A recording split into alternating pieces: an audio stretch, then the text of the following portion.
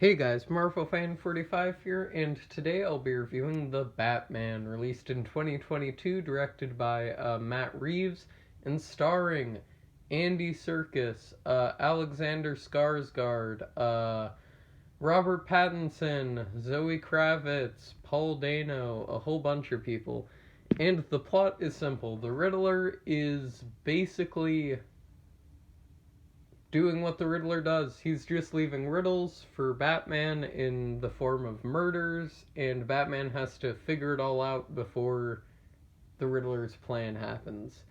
So yeah, this movie was amazing. I am actually quite surprised at how much I liked this. This is exactly what superhero movies needed right now, in my opinion. After, let's see, what came out recently?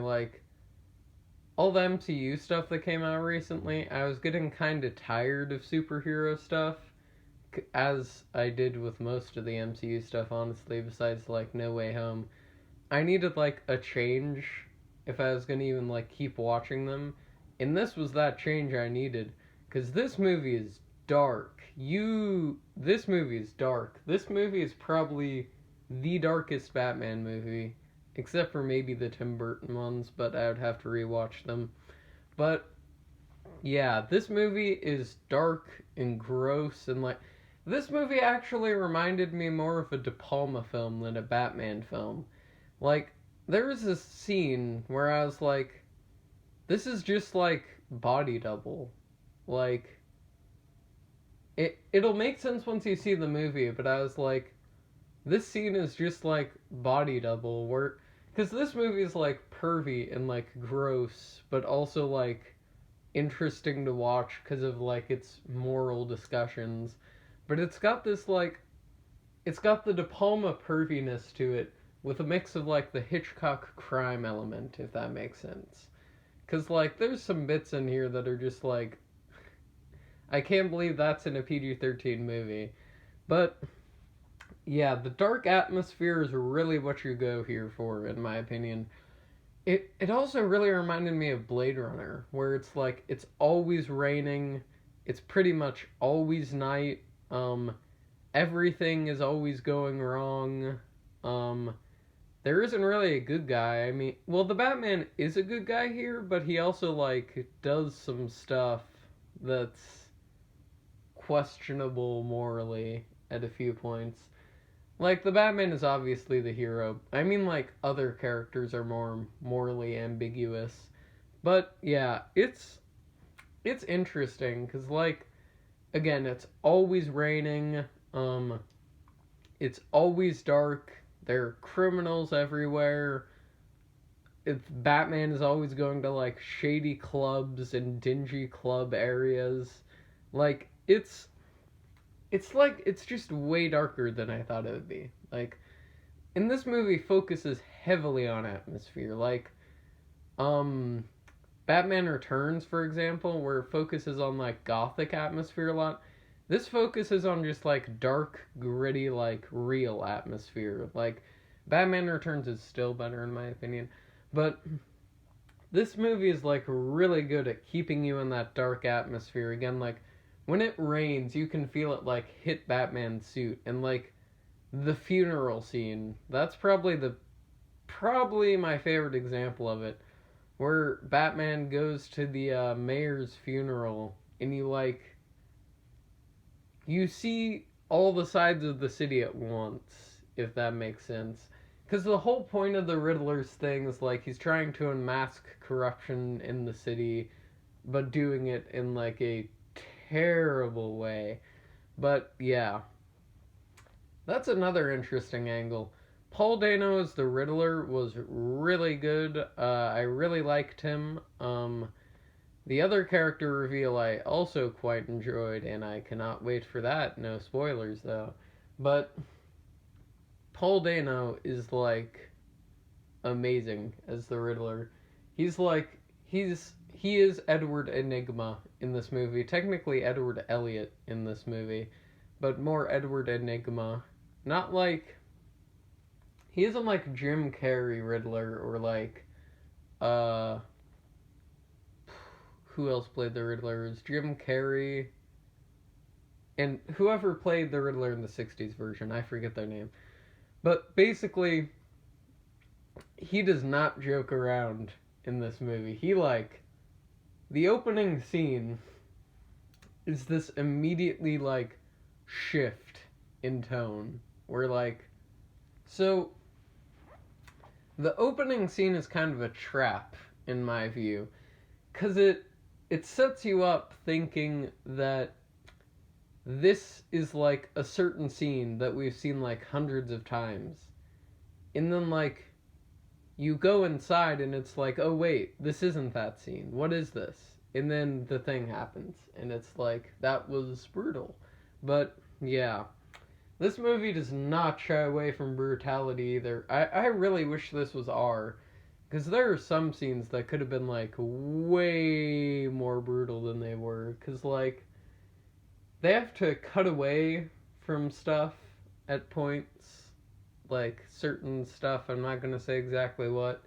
But, if we could have seen, the full extent of the Riddler's insanity, that would have been cool. But, we don't fully get to.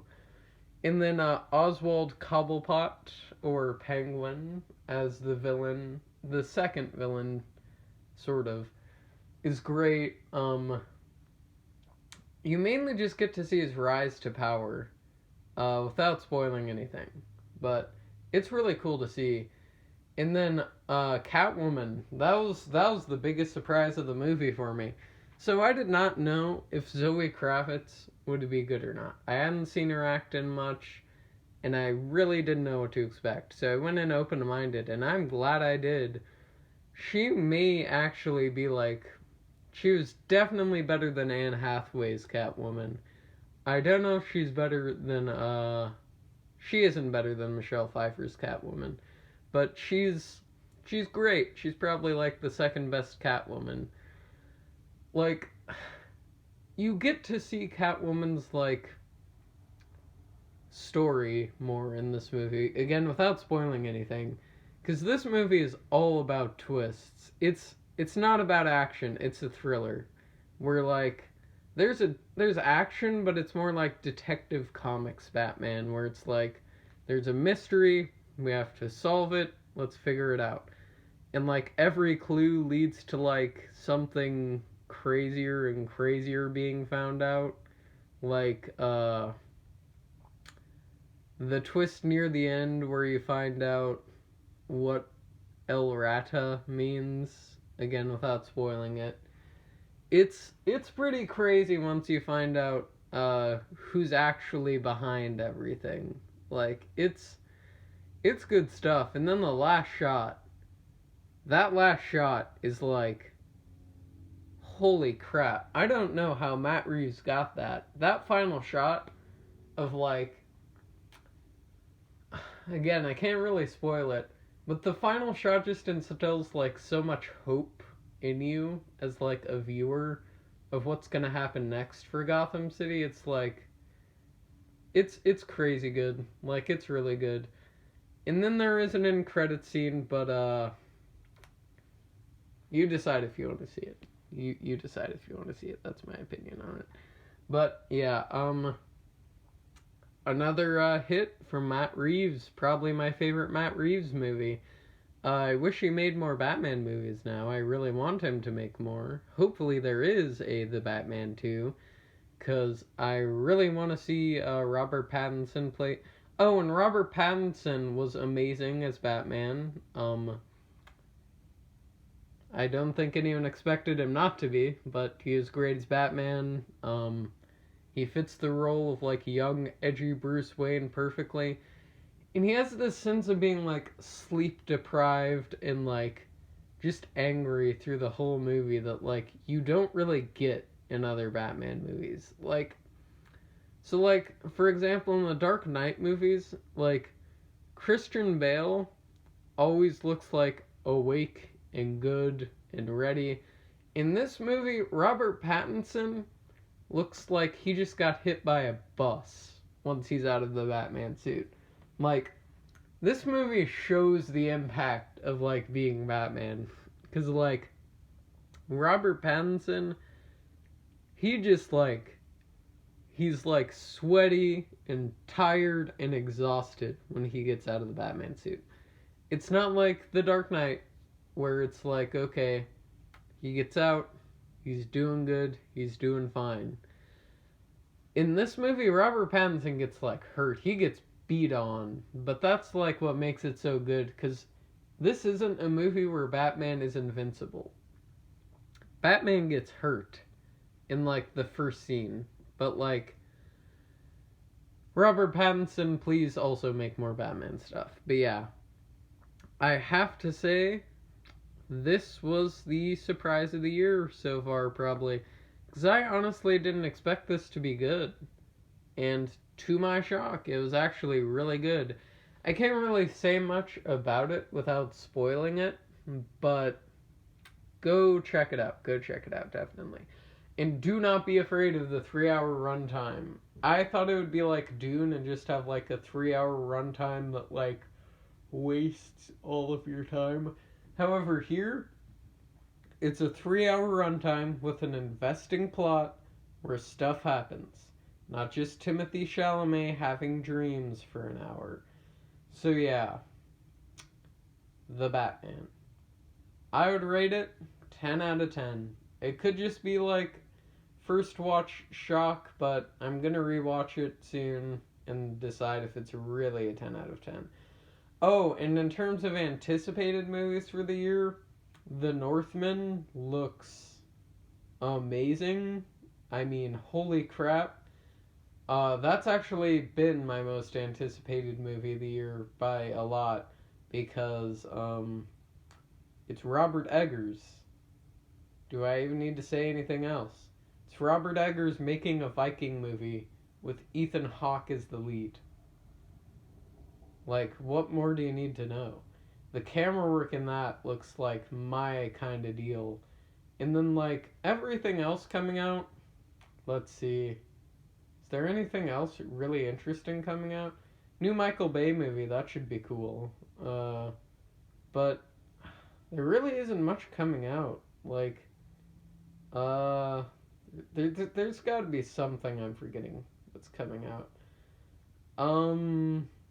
Well, yeah, I don't remember anything important that's coming out, so The Northman and Ambulance are my two most anticipated movies of the year so far.